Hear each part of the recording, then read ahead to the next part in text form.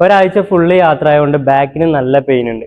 ഇങ്ങനെ സ്ഥിരമായിട്ട് യാത്ര ചെയ്യുന്ന ആൾക്കാരോ അല്ലെങ്കിൽ ബാക്ക് പെയിൻ ഉള്ള ആൾക്കാരോ അല്ലെങ്കിൽ ഓഫീസ് വർക്ക് കൂടുതൽ ടൈം ഇരുന്നിട്ടുള്ള വർക്ക് ചെയ്യുന്ന ആൾക്കാരോ ആണെന്നുണ്ടെങ്കിൽ നിങ്ങൾക്ക് ചെയ്യാൻ പറ്റിയ കുറച്ച് ബാക്ക് പെയിൻ റിലീഫ് എക്സസൈസുകൾ നമുക്കൊന്ന് ചെയ്ത് നോക്കാം.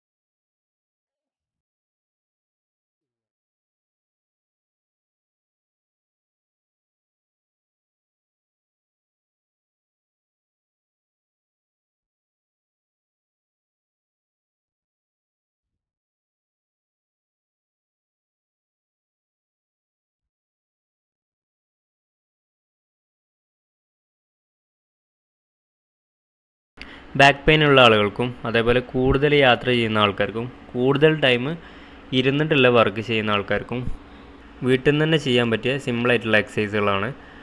എല്ലാ ദിവസവും രാവിലെ ചെയ്യുകയാണെങ്കിൽ ബാക്ക് പെയിന് നല്ല കുറവുണ്ടായിരിക്കും.